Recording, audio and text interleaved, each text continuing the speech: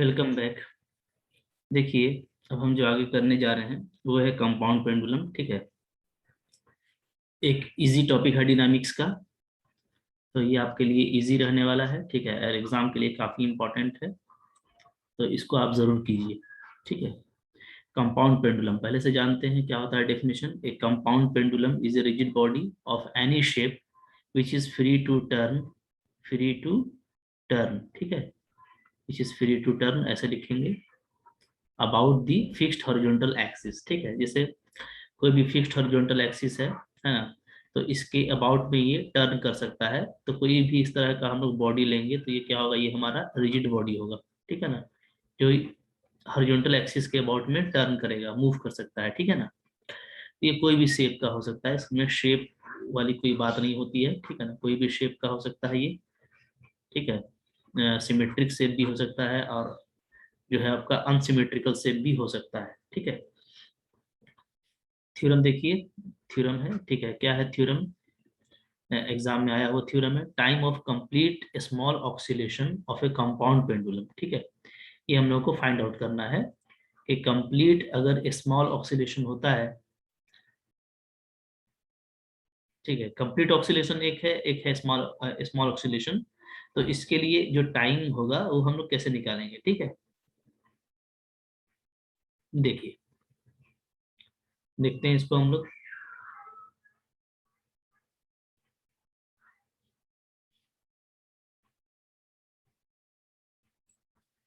देखिए, यहाँ पे जैसे हम लोग किए थे ना, मोशन अबाउट फिक्स्ड एक्सिस। तो मोशन अबाउट जो फिक्स्ड एक्सिस जो पढ़े थे हम लोग, उसी का हम लोग क्या करेंगे यहाँ पे यूज करेंगे। ठीक है, तो देखिए, सपोज करते हैं कि एक बॉडी है। ठीक है, is free to turn about a fixed horizontal axis N O N dash. ठीक है, free to turn about a fixed horizontal axis N O N dash. ठीक है, let the vertical plane through center of gravity g of the body meet the axis of rotation n o n dash। ठीक है, at point o। ये भी हम लोग देख लेते हैं, है ना। तो देखिए यहाँ पे क्या है, फिगर के हिसाब से हम लोग यहाँ पे समझ लेते हैं क्या है। ठीक है, देखिए, ये हम लोगों का इन ओ एन डैश। ठीक है, ये हम लोगों का फिक्स्ड हॉरिजॉन्टल एक्सिस है, फिक्स्ड हॉरिजॉन्टल एक्सिस। ठीक है ना, ये है आपका एन ओ एन डैश, देख पा रहे हैं। ठीक है, अच्छा, अब देखिए यहाँ पे जो सेंटर ऑफ ग्रेविटी है बॉडी का। ठीक है, जब ये फ्री टू टर्न है, जब ये टर्न कर सकता है। ठीक है, तो अगर ये थीटा एंगल से अगर ये टर्न करता है, ठीक है, with the vertical axis, with respect to vertical axis, तो यहाँ पे जो सेंटर ऑफ ग्रेविटी है उसका हम पोजीशन एच लिए हैं, ओ से। ठीक है, उस पर जो टोटल वेट होगा वो mg होगा।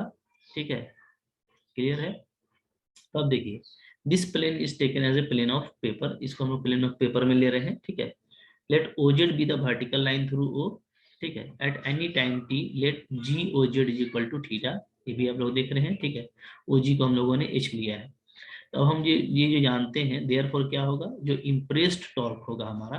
ठीक है, वो क्या होगा, वो इक्वल टू होगा इफेक्टिव टॉर्क की। ठीक है, जो हम लोग डी एलम्बर्ट्स प्रिंसिपल में पढ़े थे। ठीक है, तो ये इम्प्रेस्ड टॉर्क यहाँ पे क्या हो जाएगा, तो देखिए एम जी, और परपेंडिकुलर डिस्टेंस क्या हो जाएगा इसका, h sine theta from the vertical axis, और इधर हो जाएगा minus M K square theta double dot. ठीक है, यहाँ के स्क्वायर क्या है, तो के स्क्वायर हम लोग क्या लेते हैं, इसको हम लोग लेते हैं।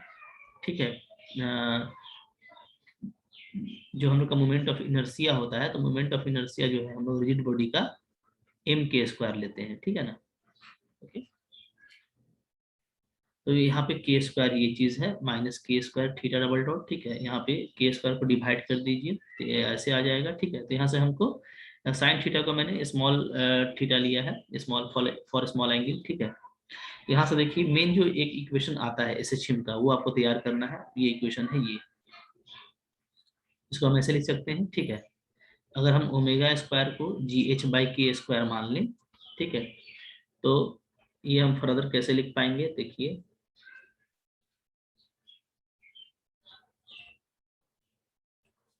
इसको हम फर्दर ऐसे लिख पाएंगे, ठीक है, theta double dot plus omega square theta equal to 0। तो ये जो है ये इक्वेशन किसका है, ये इक्वेशन ऑफ एसएचएम है, आपको पता है, ठीक है, theta double dot plus omega square theta equal to 0, ये एसएचएम का इक्वेशन होता है, ठीक है। तो एसएचएम का इक्वेशन आ गया, तो एसएचएम के इक्वेशन से हम लोग टाइम पीरियड निकाल सकते हैं, यहाँ पे ओमेगा ये है, तो देयरफॉर टाइम पीरियड क्या होता है, टाइम पीरियड होता है T pi 2 pi by omega, ठीक है।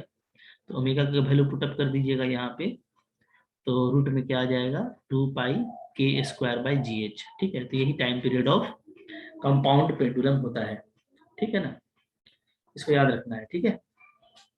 ये रिजल्ट भी याद रखना है और एक्सप्रेशन को भी याद रखना है आपको। चलिए देखिए, अब है सिंपल इक्विवेलेंट पेंडुलम, जो हमारे लिए ज्यादा इंपॉर्टेंट है, ठीक है ना। क्या है, देखिए ए सिंपल पेंडुलम, ठीक है, having the same periodic time as the compound pendulum is compound pendulum, ठीक है। मतलब जैसे होगा क्या कि एक सिंपल पेंडुलम आप लें, ऐसा सिंपल पेंडुलम जिसका टाइम पीरियड क्या हो, सेम हो कंपाउंड पेंडुलम के, तो हम लोग इसको फिर क्या बोलेंगे, इसको हम बोलेंगे सिंपल इक्विवेलेंट पेंडुलम बोलेंगे, ठीक है। समझिए, जैसे देखिए ये मेरा जो है रिजिड बॉडी है, ठीक है, ओके, और इसका टाइम पीरियड हम कुछ निकाले, मान लीजिए वो टी आया, ठीक है ना। अब अगर हम इसको जो है एक सिंपल पेंडुलम में कन्वर्ट कर पाए, ठीक है, जैसे मान लीजिए सिंपल पेंडुलम क्या होता है, जिसमें एक सिर्फ बॉब होता है, ठीक है ना, और ये यहाँ से लटका हुआ रहता है, ठीक है। तो इसमें इसका टोटल मास अगर एम है तो इसका भी टोटल मास एम होगा, ठीक है। तो अगर ये इसमें रिड्यूस हो जाता है, ठीक है, इस तरह से हम कर देते हैं, और फिर इसका भी टाइम पीरियड टी ही आता है, तो दोनों का अगर टाइम पीरियड सेम है, ठीक है, तो इसको इसके रिलेटिव में क्या कहेंगे हम लोग, इसको हम लोग बोलेंगे सिंपल इक्विवेलेंट पेंडुलम, ठीक है, सिंपल इक्विवेलेंट पेंडुलम बोलेंगे, ठीक है, ओके। तो इसका हम लोग यूज करेंगे, ठीक है ना। अच्छा, if L is the length of simple pendulum, मान लीजिए सिंपल पेंडुलम का लेंथ एल है, तो टाइम पीरियड क्या होता है 2 pi under root L by g, ये आप जानते हैं। अच्छा, time period of compound pendulum क्या होता है, तो ये होता है, ठीक है। इन दोनों को अगर हम लोग आपस में क्या करते हैं, कंपेयर करें, ठीक है, तो कंपेयर करने से देखिए हमको क्या मिलता है, दोनों का अगर कंपेयर करते हैं तो हम लोग ये देखेंगे कि एल बाई जी क्या है, इक्वल टू के स्क्वायर बाई जी एच है, तो यहाँ से एल क्या आ जा रहा है, के स्क्वायर बाई एच, ठीक है। तो ये हम लोगों को समझना है कि अगर कोई रिजिड बॉडी है, जैसे देखिए यहाँ पे ये रिजिड बॉडी है, ठीक है ना, और यहाँ पे हमारा ये सिंपल पेंडुलम है, ठीक है। तो अगर रिजिड बॉडी को हम लोग सिंपल पेंडुलम में कन्वर्ट करेंगे तो जो लेंथ लेंगे वो क्या लेंगे, वो लेंगे के स्क्वायर बाई एच, ये ध्यान रखिएगा, ठीक है। अगर आप रिजिड बॉडी को सिंपल पेंडुलम में कन्वर्ट करते हैं, ठीक है, तो लेंथ क्या लिया जाएगा, लेंथ लिया जाएगा के स्क्वायर बाई एच। तो ऐसा करने से क्या होगा, दोनों का टाइम पीरियड बराबर रहेगा, और तब इसी को हम लोग सिंपल इक्विवेलेंट पेंडुलम कहेंगे, ठीक है। तो एक छोटा सा रिजल्ट है, इसको आप याद रखिए। नेक्स्ट चलिए देखते हैं हम लोग, नेक्स्ट है find the time of oscillation of a compound pendulum, ठीक है। ये भी एक छोटा इंपॉर्टेंट क्वेश्चन है, ठीक है। मिनिमम टाइम निकालना है हम लोग को, minimum time of A oscillation of compound pendulum, ठीक है। तो देखिए कंपाउंड पेंडुलम को हम लोग यहाँ पे कैसे डिस्कस करने वाले हैं, ठीक है। लेट के बी द रेडियस ऑफ जाइरेशन, ये आपको पता है, आई इज इक्वल टू क्या होता है एम के स्क्वायर, है ना। मोमेंट ऑफ इनर्शिया किसी भी रिजिड बॉडी का एम के स्क्वायर होता है, जहाँ की हम लोग क्या लेते हैं, रेडियस ऑफ जाइरेशन लेते हैं, ठीक है। ये सब आप 12th क्लास में पढ़े हुए हैं, ठीक है ना। तो के रेडियस ऑफ जाइरेशन है of the body about a line through the centre of gravity G, ठीक है। सेंटर ऑफ ग्रेविटी जी, इससे जो लाइन पास करता है, ठीक है, इसको हम लोग क्या लिखते हैं, इसको हम लोग लिखते हैं moment of inertia about G is equal to M K square. तो के स्क्वायर आपका रेडियस ऑफ जाइरेशन है, ठीक है, ये आपका सेंटर ऑफ ग्रेविटी है। The centre of gravity G parallel to the axis of rotation, ठीक है। अगर सेंटर ऑफ ग्रेविटी से जो आपका लाइन जा रहा है, ठीक है, वो अगर पैरेलल है एक्सिस ऑफ रोटेशन के, इसको ऐसे लिखिएगा, about a line through the centre of gravity G, ठीक है, parallel to the axis of rotation, ठीक है। Moment of inertia about the axis of rotation कैसे फाइंड आउट करेंगे, तो ये हम लोग चूंकि ये दोनों पैरेलल है तो पैरेलल एक्सिस थ्योरम लगाएंगे, ठीक है, according to parallel axis theorem, ठीक है। ये हम लोग 12th क्लास में पढ़े थे कि पैरेलल एक्सिस थ्योरम क्या होता है। बहुत सिंपल होता है। अगर इन दोनों के बीच का डिस्टेंस h है, जैसे यहाँ पे दिख रहा है, ठीक है, अगर h है तो हमको अगर I अबाउट O निकालना है तो वो क्या हो जाएगा, I about G plus M H square, यही फॉर्मूला होता है। ठीक है, इस फॉर्मूला को अप्लाई करेंगे। ठीक है, ये पैरेलल एक्सिस थ्योरम कहलाता है। तो I अबाउट O, सपोज कर लेते हैं कि I अबाउट O क्या है, कैपिटल M और स्मॉल के स्क्वायर है। ठीक है ना, यहाँ पे स्मॉल के स्क्वायर लिया है, आप कुछ भी ले सकते हैं। ठीक है, और यहाँ पे जो है ये कैपिटल के स्क्वायर है एक प्लस एम एच स्क्वायर। ठीक है, तो जो स्मॉल के स्क्वायर है, स्मॉल के स्क्वायर इक्वल टू क्या आ जाएगा, कैपिटल के स्क्वायर प्लस एच स्क्वायर आ जाएगा। ठीक है ना, इसको आप कुछ और भी पैरामीटर ले सकते हैं अपने आसानी के लिए। ठीक है, तो अब ये देखिए यहाँ से हम लोग कैसे करेंगे। ठीक है, तो अब देखिए जो हम अगर हम इसको सिंपल इक्विवेलेंट पेंडुलम में चेंज करते हैं, तो सिंपल इक्विवेलेंट पेंडुलम में जब चेंज करेंगे तो जो लेंथ लेंगे ऑफ सिंपल इक्विवेलेंट पेंडुलम वो क्या लेंगे, वो लेंगे हम लोग स्मॉल के स्क्वायर बाई एच। ध्यान दीजिएगा ना, स्मॉल के स्क्वायर। यहाँ पे ये रखिएगा, देखिए जो भी हम रिजिड बॉडी को चेंज करते हैं सिंपल पेंडुलम में, ठीक है, तो जो एल होता है, तो चूंकि ये इस एक्सिस से फिक्स है और इधर आपको मूव करता है, तो हमको जो पॉइंट ऑफ सस्पेंशन है रिजिड बॉडी का, पॉइंट ऑफ सस्पेंशन, ठीक है, तो यहाँ पर का हमको मोमेंट ऑफ इनर्शिया लेना पड़ता है। तो ये अगर आपका यहाँ पे स्मॉल के है तो क्या होगा, यहाँ पे हो जाएगा हमारा एल जो होगा वो होगा, हमेशा याद रखिएगा, स्मॉल के स्क्वायर बाई एच होगा। मतलब यहाँ पे आपको वो के लेना है जो रेडियस ऑफ जायरेशन है।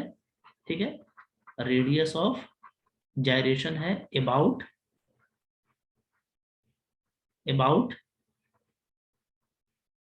Axis of rotation. ठीक है, about axis of rotation through point of suspension, rotation through point of suspension. ठीक है, तो पॉइंट ऑफ सस्पेंशन से जो एक्सिस ऑफ रोटेशन हम जिसको बनाएंगे, तो वहां पर जो हमको रेडियस ऑफ जायरेशन मिलेगा वो हमको लेना होता है। ठीक है, तो ये बात आप याद रखिएगा। तो यहाँ पे फिर हम लोग यहाँ पे पुट कर देंगे कैपिटल के square plus H square by H. ठीक है, तो देखिए कैपिटल के टर्म में आपका फिर एल का वैल्यू ये आ गया, ये कैपिटल के टर्म में आया। ठीक है ना, यानी radius of gyration about axis through centre of gravity. ठीक है, ये थोड़ा सा आपको यहाँ पे ध्यान रखना है। ठीक है ना, अब है कि मिनिमम टाइम पीरियड चाहिए आपको, है ना, तो टाइम पीरियड मिनिमम कब होगा, हम लोग टाइम देखें, टाइम पीरियड क्या होता है, 2π√L/g होता है। ठीक है, तो टी आपका मिनिमम कब होगा, टी आपका मिनिमम होगा जब क्या होगा, एल मिनिमम होगा। ठीक है, तो हम लोग एल को मिनिमम करेंगे। So minimum time period L, for minimum time period L should be minimum. ठीक है, we must have, that is we must have DL by जो डी एच है, डीएल बाई डी एच करेंगे, differentiation करेंगे इसको with respect to H, differentiating with respect to H करेंगे। ठीक है, तो ये आ जाएगा, तो ये मेरा जीरो होना चाहिए। तो यहाँ से हमको एच का वैल्यू क्या मिल जा रहा है, सिंपली के मिल जा रहा है। ठीक है, ओके, तो एच का वैल्यू अगर आपको के मिल गया, तब आप ये चेक करेंगे कि second order derivative at H equal to K क्या आता है। तो इसका फिर से एक बार डिफ्रेंशिएशन करेंगे, इसको एक बार फिर से करेंगे विथ रिस्पेक्ट टू एच, तो हमको यहाँ से ये मिलेगा। और हम लोग देख रहे हैं कि ये पॉजिटिव वैल्यू है। ठीक है, क्योंकि एच और के मेरा बराबर है, तो ये पॉजिटिव वैल्यू है। आप इसको सिंपल देखेंगे तो क्या आ जाएगा, 2h³ by 2k³ by k³ आ जाएगा, ये कैंसिल हो जाएगा, तो ये 2 ही आएगा ना, चूंकि दोनों इक्वल है। और 2 क्या है, मेरा पॉजिटिव वैल्यू है। ठीक है, तो अगर ये पॉजिटिव है तो जो डबल ऑर्डर डेरिवेटिव का जो टेस्ट है उससे ये हमको मिल जाएगा कि डेफिनेटली एल क्या है, इसका मतलब मिनिमम है जब एच इक्वल टू क्या होगा, के होगा। तो इसलिए अगर आपको minimum time period of oxidation निकालना है तो आपको क्या करना पड़ेगा, आपको, ठीक है, एच का वैल्यू के लेना पड़ेगा। ठीक है, अच्छा, अब देखिए एच का वैल्यू अगर हम लोग के लेते हैं तो हम लोग क्या करेंगे, तो देखिए, तो हमारा जो एल है वो क्या आ जाएगा, है ना। जैसे ऊपर में हम लोग एल देखे थे, एल का वैल्यू क्या आया था, एल का वैल्यू आया था k/h+1 आया था, ठीक है।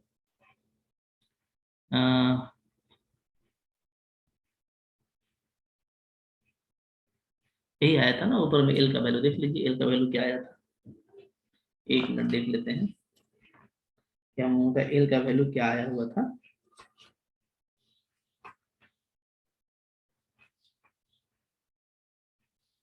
अच्छा, k²/h क्या था, k²/h+h था, ठीक है। तो यहाँ पे अगर हम लोग k को h कर देंगे, या h को बोलिए k कर देंगे, तो क्या आ जाएगा, k+k, यानी ये 2k आ जा रहा है, ठीक है। तो l हमारा 2k हो जाएगा। तो हमारा जो फॉर्मूला आ जाएगा मिनिमम टाइम पीरियड के लिए, तो t मिनिमम क्या होगा, t मिनिमम इक्वल टू हो जाएगा 2π√2k/g, ठीक है। l का वैल्यू क्या डाल देंगे, 2k डाल देंगे, क्लियर है। तो ये आपको याद रखना है, मिनिमम टाइम पीरियड के लिए फॉर्मूला हम लोग इस तरीके से फाइंड आउट करेंगे, ठीक है। अच्छा, अब देखिए, कभी कभार जो है कुछ आपको बेसिक डेफिनेशन भी पूछ देता है एग्जाम में। तो आइए हम आपको दिखाते हैं, कुछ बेसिक डेफिनेशन है सेंटर ऑफ सस्पेंशन का और सेंटर ऑफ ऑक्सीलेशन का, ठीक है। तो ये भी आपको एक बार देख लेना है, याद कर लेना है, ठीक है, एग्जाम में ये आ सकता है। तो यहाँ पे देखें, सेंटर ऑफ सस्पेंशन है, ठीक है। क्या है, the point O where the perpendicular from the centre of gravity G of the body cuts the axis of rotation is called the center of suspension of the body, ठीक है।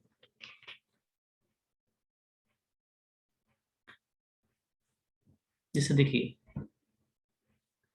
ये देखिए, ये है मेरा एक्सिस ऑफ रोटेशन, क्या है ये है एक्सिस ऑफ रोटेशन, ठीक है। मतलब मान लीजिए इसके अबाउट में मेरा जो बॉडी है वो मूव कर रहा है, ठीक है ना, ठीक है, ये है। अब हम सेंटर ऑफ ग्रेविटी यहाँ पे लेंगे जी, ठीक है। सेंटर ऑफ ग्रेविटी से हम लोग एक परपेंडिकुलर डालेंगे, ऐसे डाल दी परपेंडिकुलर। अब ये जहाँ पे कट करेगा, ये कहाँ पे कट कर रहा है, ये आपका यहाँ पे कट कर रहा है, ये क्या कहलाएगा, ये हमारा कहलाएगा सेंटर ऑफ सस्पेंशन,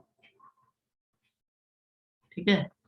तो डेफिनेशन आपको क्लियर है, द पॉइंट ओ, इसको ओ बोल दीजिए, वेयर, ये फिगर बना दीजिएगा, परपेंडिकुलर, ठीक है, from centre of gravity G of the body cuts the axis of rotation is called centre of suspension of the body, ठीक है। Hence, the center of suspension O of a body is the point where the vertical plane through the center of gravity of body meets the axis of rotation, ठीक है। ऐसे भी कह सकते हैं, तो ये फिगर बना देंगे तो ये क्लियर हो जाएगा, ठीक है। नेक्स्ट देख लेते हैं हम लोग, जो डेफिनेशन है वो है हमारा सेंटर ऑफ ऑक्सीलेशन का, ठीक है। देखिए, सेंटर ऑफ ऑक्सीलेशन का क्या है डेफिनेशन, तो सिंपल है, ठीक है। ये भी क्या है, if O B the centre of suspension, O आपका क्या है, सेंटर ऑफ सस्पेंशन है, ठीक है, जैसे कि हम बताए, ठीक है। जी क्या है, centre of gravity of the body है, देन, ठीक है, point O dash on O जी, ओ और जी को मिला देंगे तो क्या मिलेगा, बीच में पॉइंट ओ डैश मिलेगा। तो point O dash on O G produced, इसको बनाया जाएगा सच दैट ओ डैश आपको क्या लेना है, k²/h लेना है, ठीक है। ओ और ओ डैश, ये जो ओ से लेकर के ओ डैश है, ये क्या लेना है, ये लेना है k²/h, यानी ध्यान दीजिए, ये आपको एल लेना है। जो इक्विवेलेंट सिंपल पेंडुलम होता है उसका लेंथ क्या होता है, एल होता है, और वो k²/h के बराबर होता है, तो हमको ये लेना है, ठीक है, k²/h, इस लेंथ को, ठीक है। अगर हम इतना लेते हैं, that is the length of simple equivalent pendulum, तब हम लोग इस पॉइंट ओडेस को क्या बोलेंगे, पॉइंट ऑफ ऑक्सीलेशन बोलेंगे, ठीक है। काफी सिंपल सी बात है, देखिए समझने वाली बात है कि हम लोग जब इसको, जैसे देखिए यहाँ पे दिया हुआ है k²/h, ठीक है। जब हम k²/h लेंथ पर हम लेंगे कोई भी पॉइंट, तो डेफिनेटली ये क्या होगा, अब ये आपका सिंपल इक्विवेलेंट पेंडुलम के जैसा काम करेगा। तो जो बॉब का पोजीशन होता है वो ये पोजीशन हो जाएगा, यही हमारा क्या कहलाएगा, सेंटर ऑफ ऑक्सीलेशन कहलाएगा, ठीक है। तो ये डेफिनेशन आपको याद रखना है। और इसमें भी आप ये फिगर बना दीजिएगा, ठीक है। चले, अब देखिए एक छोटा सा यहाँ पे थ्योरम है, ये भी हम लोग देख लेते हैं, ठीक है। छोटा सा रिजल्ट है, ये रिजल्ट भी हमको काफी काम आने वाला है, ठीक है। तो ये भी हमारे लिए एक इम्पॉर्टेंट रिजल्ट है, आइए हम इसको भी देखेंगे, ठीक है। क्या है ये रिजल्ट, देखें, the center of suspension and the center of oscillation of a compound pendulum are convertible। ये काफी इंपॉर्टेंट प्रॉपर्टी है, ठीक है। क्या बोलता है, जैसे देखिए बता रहा है, ये है मेरा, मान लीजिए point of suspension, point of suspension, ठीक है। और ये है मेरा, सपोज कीजिए, पॉइंट ऑफ ऑक्सीलेशन, ठीक है। तो यहाँ से लटका हुआ है और यहाँ से ऑक्सीलेट कर रहा है, तो ये कन्वर्टिबल है। यानी क्या, यानी अगर हम इसको अगर हम ओ डैश कर दें और इसको हम ओ कर दें, तब भी कोई फर्क नहीं पड़ेगा। यानी पॉइंट ऑफ सस्पेंशन को पॉइंट ऑफ ऑक्सीलेशन के पास ले जाएं और पॉइंट ऑफ ऑक्सीलेशन को पॉइंट ऑफ सस्पेंशन के पास, तब भी टाइम पीरियड पे कोई फर्क नहीं पड़ेगा, ठीक है। तो ये हम लोग यहाँ पे प्रूफ करके देखने वाले हैं, ठीक है, कि ये दोनों क्या होता है, कन्वर्टिबल होता है, ठीक है ना। तो आइए इसको हम प्रूफ करते हैं, ठीक है। देखिए, लेट ओ डैश मेरा सेंटर ऑफ ऑक्सीलेशन है of a compound pendulum where O is the centre of suspension, ठीक है। तो देन ओ ओ डैश क्या होगा, ये हम लोग को रिजल्ट पता है, ओ ओ डैश होता है के स्क्वायर बाई एच, ये हम लोग देख चुके हैं, ठीक है। ये क्या है, के है मेरा रेडियस ऑफ जायरेशन, ठीक है। अच्छा, ये जो रेडियस ऑफ जायरेशन है, तो ये आप लिख सकते हैं, ये कहाँ से होता है, ये होता है about axis through point of suspension, ठीक है। तो आपको ये भी अंडरस्टैंडिंग रखना है, क्योंकि एग्जाम में कभी कभार कंफ्यूज करता है। अगर आपको through point of through centre of gravity दे देगा, तो आपको पैरेलल एक्सिस थ्योरम निकाल करके आपको थ्रू सेंटर ऑफ सस्पेंशन निकाल लेना पड़ेगा, ठीक है ना। तो जो ये जो के लेना है हमको, ये लेना है radius of gyration about axis through point of suspension, ठीक है। एच मेरा जो है ओ से लेके जी का डिस्टेंस है, ठीक है। यानी पॉइंट ऑफ सस्पेंशन से ग्रेविटी का distance of centre of gravity from O, ठीक है। ये यहाँ पे देखिए फिगर बन गया, ये टोटल हम लोगों का ओ से लेकर के जी तक का जो लेंथ है वो एच है, और ओ से ओ डैश तक का जो है वो के स्क्वायर बाई एच है, ठीक है। ओके, चलिए अब देखिए, now let the body be suspended from O dash. अब हम लोग क्या कर रहे हैं, पहले हमारा देखिए ओ से सस्पेंड था, अब हम इसको ओ डैश से कर दे रहे हैं, ठीक है ना, चेंज कर दे रहे हैं। Then we shall prove that the body will oscillate about O dash, ठीक है, विथ ओ। मतलब अगर हम ओ डैश को यहाँ ले आएंगे तो हम ये देखेंगे कि ओ मेरा जो है ऑटोमेटिकली यहाँ चला आएगा, ठीक है ना।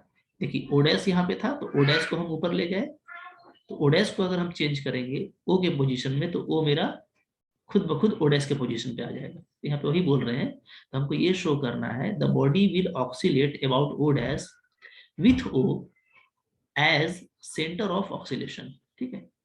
ये हमको प्रूफ करना है, ये मेरा टास्क हो गया। अब देखिए, लेट हम लोग मान लेते हैं capital K with the radius of gyration of body about G, ठीक है, ये कैपिटल के है, and axis is parallel to the axis of rotation through O, ठीक है। और वही चीज हम लोग फिर से ले रहे हैं कि जो एक्सिस है वो क्या है, पैरेलल है to the axis of rotation through O, ठीक है। चलिए, तो अब देखिए ओडेस जी जो है हमारा वो क्या है, ध्यान दीजिएगा। पहला फिगर देखिए, ये फिगर 1 है, ये फिगर 2 है, ठीक है। पहला फिगर में हम देखते हैं कि ओ से लेकर के जी तक का जो लेंथ है वो एच है, और ओ से ओ डैश तक का जो लेंथ है वो क्या है, वो के स्क्वायर बाई एच है, ठीक है। क्लियर, अच्छा। अब आप देखें कि यहाँ से ओ डैश जी, ये जो गैप है ये क्या आ जाएगा, ये आपका आ जाएगा के square by H minus H, ठीक है। तो अब हम लोग क्या करेंगे, ओ जी और ओ डैश जी इसका प्रोडक्ट निकालते हैं, ठीक है ना। मतलब यहाँ से देखिए ये है मेरा OG, O से लेकर के G तक ये लेंथ, ठीक है। और O डैश G देखेंगे तो ये, ठीक है।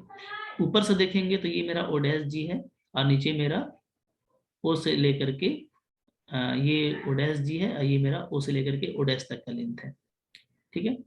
तो दोनों सिचुएशन को देखिए, और दोनों सिचुएशन को देख करके हम लोग निकालते हैं प्रोडक्ट। देखिए आइए, प्रोडक्ट निकालेंगे तो क्या आ जाएगा, ठीक है। ये मेरा OG into O dash G, तो OG का वैल्यू O से लेकर के G तक का जो डिस्टेंस है वो H होता है, और ये O डैश G का है। दोनों को मल्टीप्लाई करेंगे तो ये आ जाएगा, ठीक है। अब देखिए, जो मेरा कैपिटल K का स्क्वायर है और प्लस स्मॉल h का स्क्वायर, वो क्या होगा, वो मेरा स्मॉल k स्क्वायर के बराबर होगा, ठीक है ना। ये कहाँ से, ये आपका पैरेलल एक्सिस थ्योरम से। पैरेलल जो एक्सिस थ्योरम है वो क्या बोलता है, वो बोलता है कि भाई अगर m कैपिटल K का स्क्वायर प्लस mh स्क्वायर, ये क्या होता है, ये m स्मॉल k का स्क्वायर होता है, स्मॉल k, ये आपका पॉइंट ऑफ सस्पेंशन के अबाउट में है, और ये मेरा point through radius of gravity है, ठीक है ना, axis through point of gravity, ठीक है। तो ये हम लोग ऊपर भी देखे थे, तो ये रिजल्ट हमको पता है। तो कैपिटल K का स्क्वायर प्लस h स्क्वायर क्या होता है, स्मॉल k स्क्वायर होता है, ठीक है। तो यहाँ से यहाँ पे जो भी चल रहा है ये तो आपका स्मॉल k स्क्वायर चल रहा है, क्योंकि स्मॉल k स्क्वायर ही हमारा जो है पॉइंट ऑफ ऑक्सीलेशन को डिफाइन करता है ना। तो ये आपका स्मॉल k है, तो यहाँ से अगर हम स्मॉल k का स्क्वायर माइनस h स्क्वायर देखेंगे तो वो क्या आ जाएगा, वो कैपिटल K स्क्वायर आ जाएगा, यानी ये आ जा रहा है, ठीक है।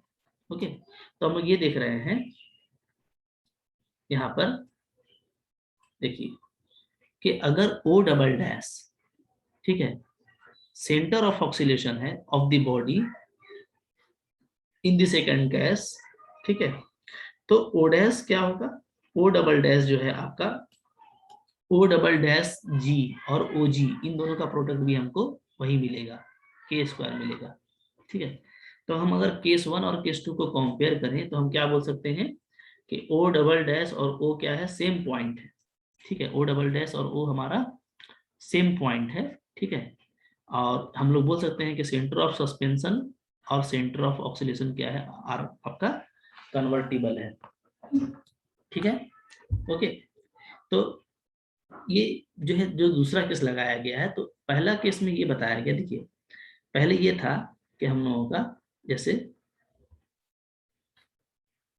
हम लोग लिए थे O को पॉइंट ऑफ सस्पेंशन, और हम लोग क्या लिए थे, O डैश को लिए थे हम लोग पॉइंट ऑफ ऑक्सीलेशन। ये मेरा पॉइंट ऑफ ऑक्सीलेशन है, ठीक है, ये मेरा पॉइंट ऑफ सस्पेंशन है। अब बोलते हैं कि अगर हम इसको चेंज करते हैं, यानी अगर हम इसको O डैश पर ले जाते हैं, यानी O डैश को हम क्या कर देते हैं, O डैश को हम कर देते हैं पॉइंट ऑफ सस्पेंशन, अगर ये कर देते हैं तो फिर यहाँ से हमको कुछ ना कुछ हमको क्या है, दूसरा O डबल डैश हमको क्या मिलेगा, पॉइंट ऑफ ऑक्सीलेशन मिलेगा, ठीक है। लेकिन जब हम लोग फाइंड आउट करेंगे तो हम लोग देखेंगे कि इस सिचुएशन में जो प्रोडक्ट आया, यानी बीच में G था आपका, जो इसमें पोजीशन आया, जो इसमें मेरा रिजल्ट आया, वही रिजल्ट हमको इसमें भी मिलता है, यानी O डबल डैश और O मेरा सेम चीज है, ठीक है।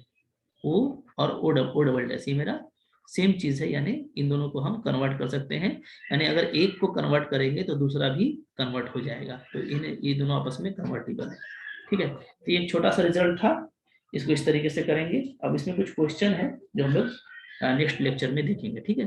Thank you for watching.